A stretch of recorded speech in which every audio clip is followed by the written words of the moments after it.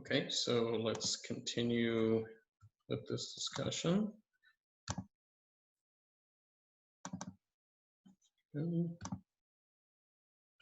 Okay. So for the United States to guarantee its hegemony over the global energy market, and to use terrorism as the way of doing that, the United States was going to have to provide security assurances to all the states that were not only in the supply of global energy, but also along the transit routes. And you can see that this is a vast network of states. It's not going to be possible for the United States military to do this on its own. The US did expand the number of bases that were that it had throughout the world in order to fight terrorism, but it's not going to be possible for the United States to occupy and secure all these different states that are out there. The US is going to have to rely on local partners to do that, and to a large extent, it's not clear that the states that were participating in this wanted to be occupied and wanted to be completely dominated by the United States. What they wanted was for the United States to guarantee that they would be protected. And that meant for the United States to guarantee that if they ever got into trouble, or if they ever faced any sort of terrorism subversion, they could always rely on the United States either for a military guarantee or for the United States, ideally, to provide them with the equipment, with the supplies, with the training that they needed to fight terrorism on their own, within their own territory. So that became the basis of the U.S. strategy. Once enduring freedom ended, the idea was that the United States would provide Afghanistan with enough military support, and that was some U.S. presence because Afghanistan seemed particularly weak, but more importantly, to give the Afghan army or reconstitute the Afghan army and give them the equipment, the training, the logistics work, and all of the money that they could use to try to fight terrorism within their territory. That same idea was applied to Pervez Musharraf's Pakistan, where the idea was not to depose Pakistan, not to impose a big military presence in Pakistan, that would have been controversial, but to try to give Pakistan enough military assistance so it could fight Al-Qaeda and the Taliban within its territory. Same thing was extended to almost every state in the war on terror. And after Operation Iraqi Freedom, the government of Iraq was given the same deal effectively that the Afghans were, which were they were going to be given enough military equipment and enough of American presence so that the new Iraqi government could defeat any challenges within its territory. So generally speaking, what this did was gave states that hosted terrorist groups security commitment that the United States would protect them from all adversaries, internal and external, but most particularly the internal terrorist threat. And in exchange for that, these states would continue to support the US dollar-based system of energy extraction supply transactions, right? So that was the deal. In order to make this work, the United States is going to have to provide these states with substantial military resources, which in turn were supposed to be used to fight terrorism within their territory. Now, think about this this dynamic that was created here, right? It's difficult to identify who exactly a terrorist group is, right? Moreover, it's very easy for any government to identify any opposition group that they face as a terrorist group. And just to give you one example of this, there was a group that was operating in southern Nigeria called the Movement for the Emancipation of the Niger Delta. Some of you may have heard of them. They were protesting, they were fighting, and some of them were doing this for greed-based reasons, which they were fighting oil companies and oil bunkering and trying to sell this stuff on their own. But some of them were generally fighting the behavior of the oil companies in the Niger Delta and what they were doing, which was effectively creating what looked like a Deepwater Horizon spill every few months. So the amount of damage that was being done to that region environmentally was enormous, to the point where the average lifespan of a Nigerian in that area was less than 40 years old, right? So it was an enormous amount of damage. If we were to look at that, I think many of you would actually understand why there was resistance to the behavior of the multinationals that were there that were protected by the government. That would be understandable. But the problem was, according to the US government, they were terrorists. Interestingly, most Americans hadn't even heard of the MEND organization, and yet the United States was committed to defending Nigeria from them.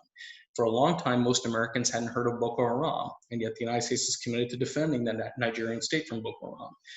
What this is doing is putting the United States in conflict with many groups throughout the world that Americans had never heard of and didn't seem to pose direct threats to Americans.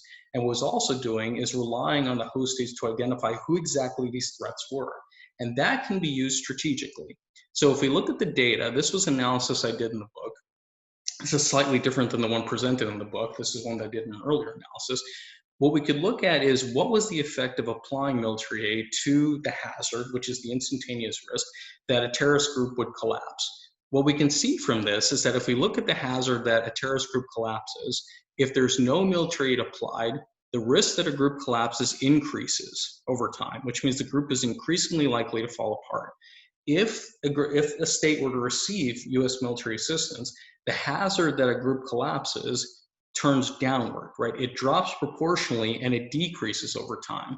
Now, there's two things going on here, right? If we look at this, right? On one hand, we see that this increase, that military aid is not applied randomly, right? So what is going on here is that states that are not receiving US military aid are probably better equipped to handle terrorism threats, which accounts for this increasing trajectory right here. But what you see is in states that are weaker that are receiving military assistance, we would expect a proportional drop. We would expect it to be less likely that terrorist groups would collapse. But we wouldn't expect the hazard that terrorist groups collapse to go down over time. We might expect it to go up over time because of US assistance. But that's not happening here either, right? So that's, again, that's an interesting thing that we observe. Now let's think about why. Let's think through the incentives. On one hand, we have selection bias, right? We have countries that are weaker tend to receive military assistance. They're going to fail without US protection. But what's interesting there, think about that. If countries need military assistance, if they need the US to protect them, and they're likely to fail without US protection, if the US is only going to provide assistance when there is a terrorism threat, but it's not going to do it when there's no terrorism threat, then what is the incentive? The incentive is to always keep some terrorism threat around so that the US always continues to provide them with the assistance to wipe out their terrorist group. Right? In effect, what this is that the US was creating this perverse incentive, which gave countries an incentive to always have a terrorism problem. If the US was going to pay to fight terrorists, but was not going to pay if there's no terrorists, there's always an incentive to have terrorists, particularly if it's the case that terrorists by themselves are not that threatening, which they are not, right? By themselves, terrorist groups are not that significant.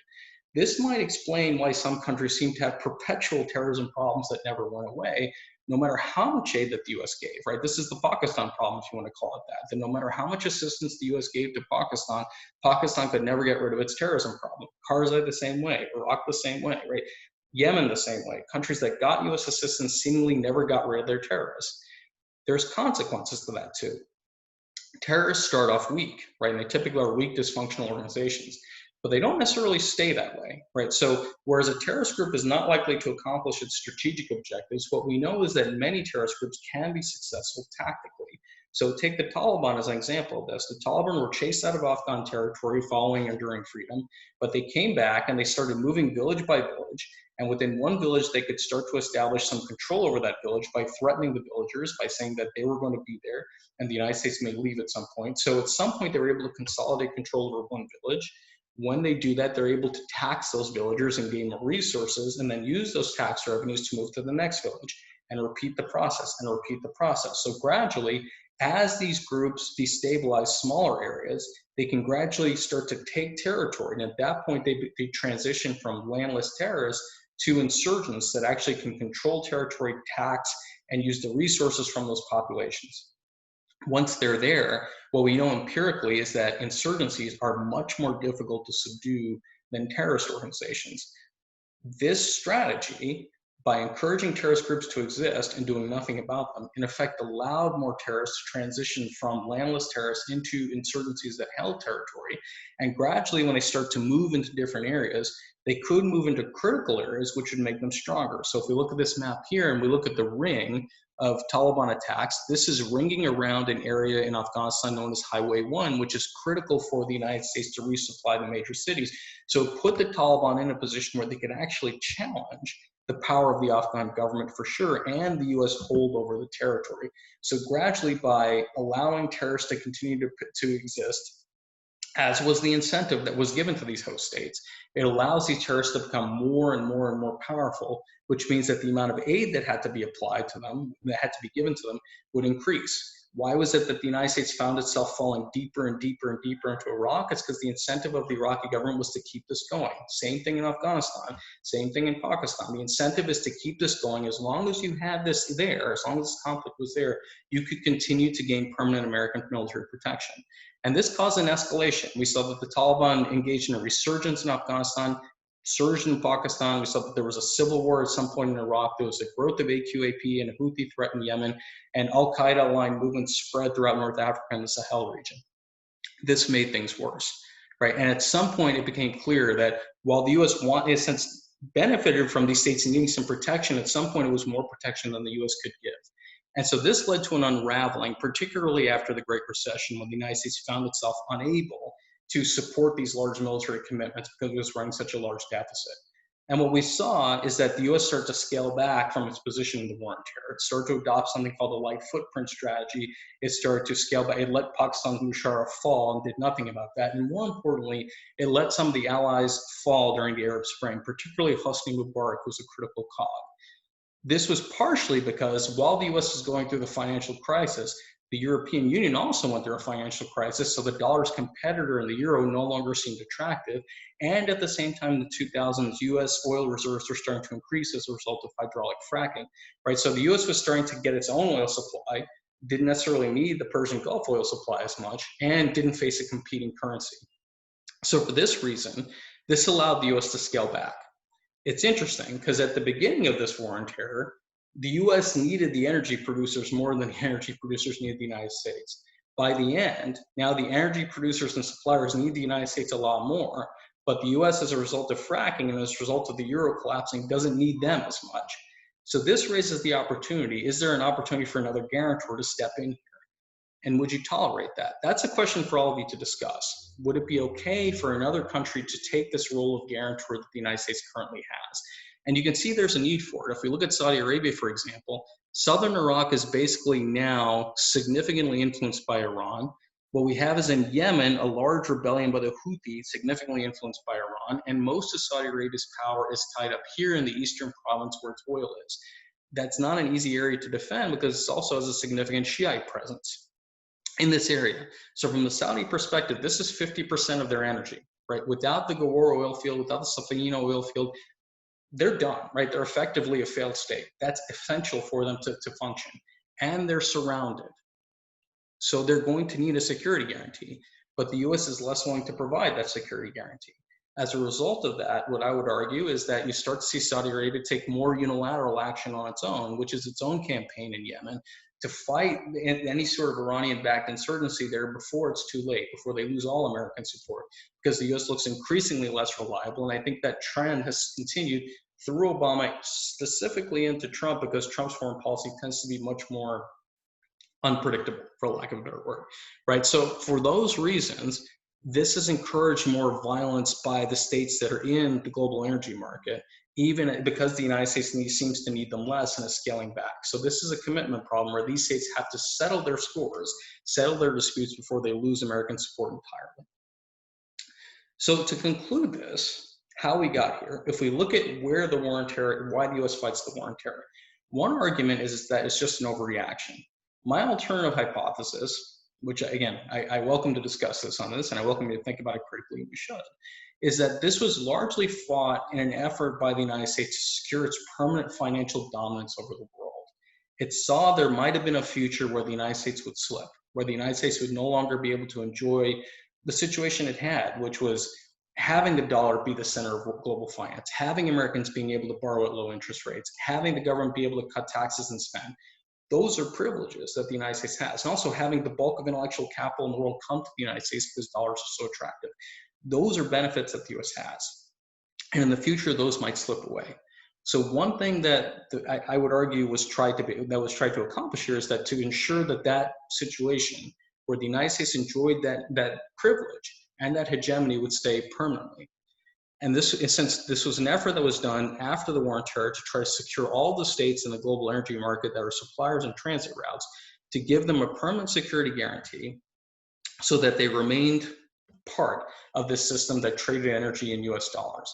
That unfortunately allowed terrorism to thrive because these states were able to identify all of their political adversaries as terrorists, right? And attack them, right? And marginalize them. But the more you do that, the more powerful they become. And at some point, they grew to the point where they were no longer controlled. As they grew to that point, the US needed the states in the energy market less because its own supply started to grow and the euro threat started to recede. And so as a result of this, those states of the energy market now are left with much more uncontrollable rebellions and much more instability, of which the US is less willing to participate in.